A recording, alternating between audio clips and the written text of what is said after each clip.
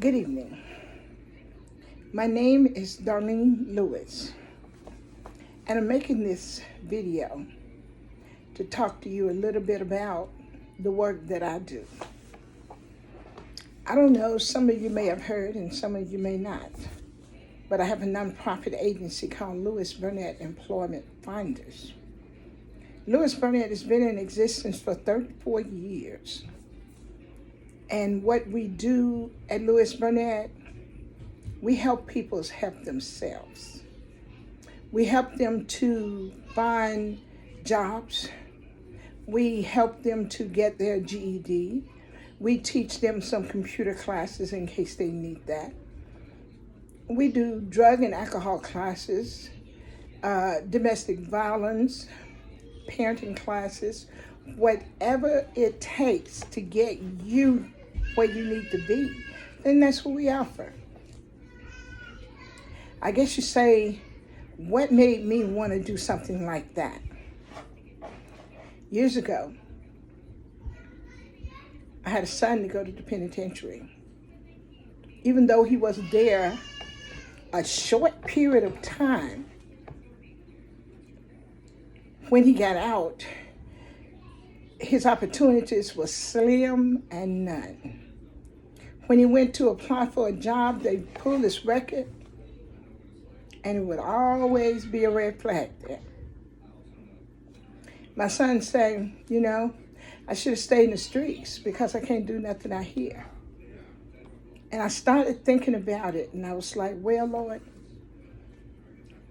let me see what I can do. I started making phone calls to different agencies, different businesses, saying, just let me have an opportunity to place someone in your business. Let me have an opportunity to send you someone that I think would make a difference. Even though he has a felony or he has a background, he's a hard worker. He's a good person, and he will be a good person for your company. I would convince some of the companies, and they would allow me to place some people in their companies. Well, we didn't have office space, so we was doing it out of the living room of my home. I started off with 15, and I ended up with, a couple hundred while we were still doing it in my home. Then I had to make some changes because, you can't have that many people coming through residential property. So finally, I got office space with the help of the community and the donations that they gave me to help me to continue what I was doing. Because even back in 1987, they knew exactly what I was doing. And they helped me in many, many ways. They sent donations, they gave clothes, they gave office equipment. They helped me to set this up like a business. Then one lady say, why don't you get a nonprofit status? Well, that was easier said than done because I didn't have a clue how to do it back then. But she said, don't worry about it. I'm going to help you. Not only did she help me, she paid for the status. She paid for my nonprofit, which I got. It took me about 90 days. And then I was a nonprofit organization that was helping people help themselves.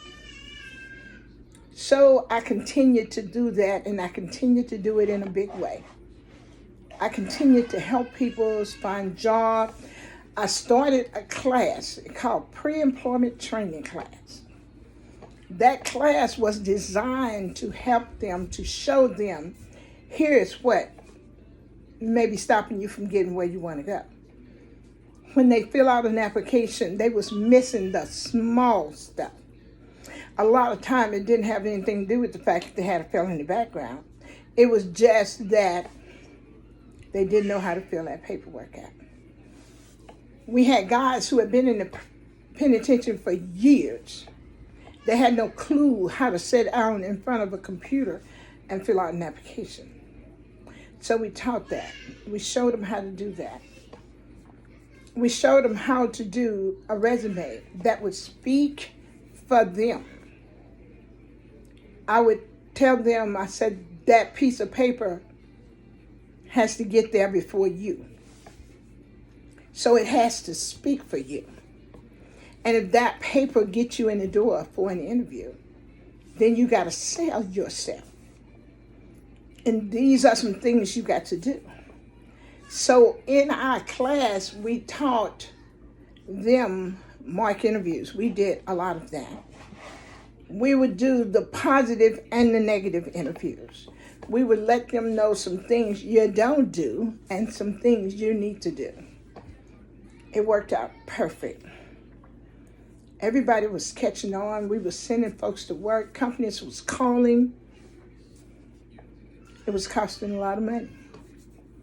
Of course, I didn't have no grant. I didn't have a contract with anybody. It was out-of-pocket money plus donation. So I continued to do that. 2000 rolled around, we was going strong. 2005, we still going strong. People are getting all the help. Then 2009, finally the parole office saw what I was doing. And they wanted to become a part. In 2010, they gave me a contract. 2014, that contract was going strong. I got a contract with the city. I think their contract was 2013. I got a contract with the city because they started a reentry program. And that reentry program was based on Louis Burnett, which was fine with me because there are so many individuals out there that need help. It was very little money in that contract. It wasn't no big money. We had other entities that came along and helped with this agency when they saw where we were going and how many we have helped. In 2015 was our biggest year.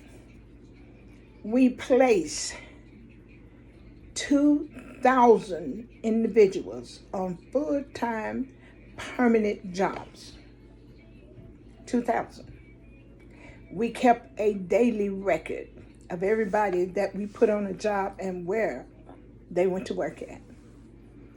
None of those jobs was minimum wages jobs. All of the ones that we put on those 2,000 we put on jobs, they was making decent money. We struggled because my health went down.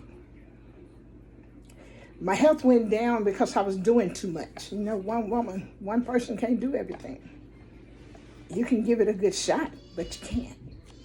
So I worked myself till I made myself sick. I had a stroke. I was in a wheelchair for over 6 months. And during that whole time, I continued to do Louis Burnett with the help of my daughter. I continued to do Louis Burnett. In 2016, we were going strong. We were still putting individuals on jobs. All of the money ran out. All the contracts ran out. So we continued to do the work with the help of these individuals who really believed in what Louis Burnett was doing and didn't have a problem putting their money in it. There were some people, and I won't call no names, but there were some that went above and beyond to help this agency go strong. There was a pastor that come out of his pocket with money for us to pay rent. so that we would have an office space because I didn't have no money. I was doing little stuff on the side to make money to continue doing this business. And I was living off of a very small fixed income. But God is so awesome, y'all. I can't say that enough. God is so awesome. He will always give you your needs. He may not give you your wants, but he's going to give you your needs. He makes things possible to do his work. When you're doing the work of God, he makes things possible. The doors never closed. The lights never went off. We continue to do his work. And I'm doing it as of today. I don't have an office right now. I'm working on that. I'm looking. I have to find some within my means so I know that I can pay for it. I don't want to start and then get cut down. So now I work from my home and the library. But I'm still doing the things that are necessary for them to do. I'm still giving them all the needs that they are required. The thing that stands out the most while we're seeking this is that the heart that we have to continue doing Louis Burnett is awesome. I have a lot of volunteers. Some are coming through the courts doing community service. But that means there are people there to help people help themselves. That's all we want to do is we want to help them help themselves. We're not offering a hand out, just a hand up. We want to reach our hand out to lift you up, to get you where you want to go, to make sure that your life is complete, to make sure that you are able to go to work and pay your bills, that you're able to not worry about whether the lights are going to be off, that you don't have to worry about, can I pay the rent? We want to help you do that. We want you to succeed. I will not set you up to fail. When an individual comes in my office who is seeking employment, we're going to do everything in our power to make sure they get it. Everything in our power to make sure they get it. Now, there's been a lot of articles written by Louis Burnett. I'm going to link some of the links on the bottom of this video so you can go back and look. We've helped a lot of people. I have guys that's been on their job for 10, 11, and 12 years, and they're still there now. And it feels good for them to call me up and say, Miss Darlene, I'm still here. I'm still working. Or for them to stop by and say, just let me buy you lunch. I don't have no big money that I can give you, but I can take you out to eat. I have young ladies and guys to say, let me come back and just spend a day just helping you. Let me shred some files for you. Let me coordinate some files for you. Let me make some phone calls for you. That's where Louis Burnett is. And no matter what, Louis Burnett will continue, because when my time is over, then someone else will take over. When I'm done, someone else is going to come in. Every day I'm talking to an individual about Louis Burnett, because right now, God has been so awesome in my life. But I know I'm getting older, and I can't do what I could do back in the day. I am 66 years old and blessed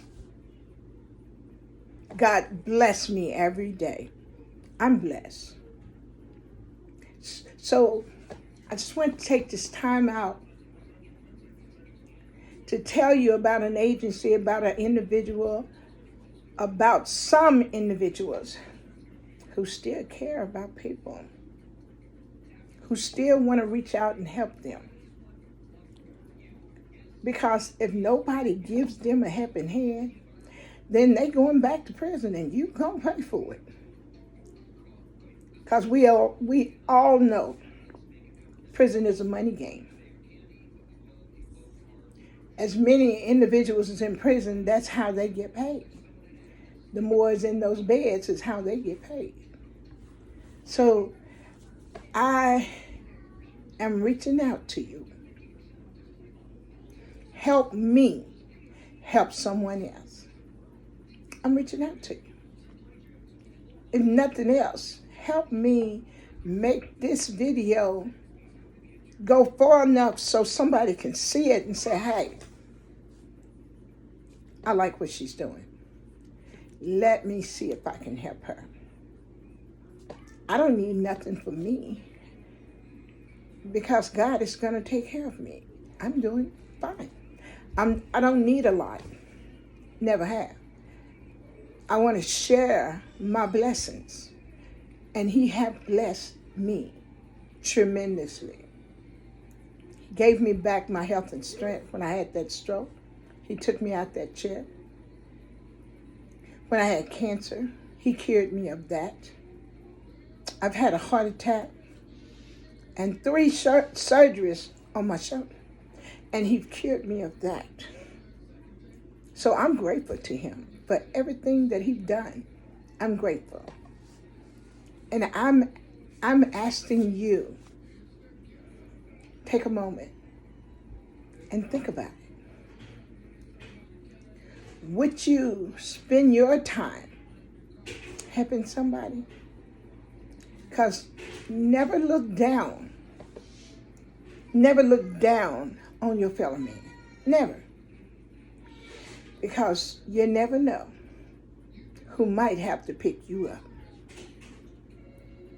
So I just wanted to do this video and ask you all to read some of the stories. I'm going to put a few of them on here. And to consider having this agency go forward. Just consider that. That is the gist of what I wanted to say to you this afternoon. And I pray and hope that you consider it. We need your help. We need your help now more than ever because so many is coming out of prison and they have nothing. So many. And they need to know that there's somebody out there that's willing to help. That's all I want. I want to ask each and every one of you that can hear this to have a blessed afternoon. And may God continue to bless you. And just think about it. Every time He bless you, bless somebody else. That's the way it works. Pass it on. Pass it on. Thank you. Goodbye.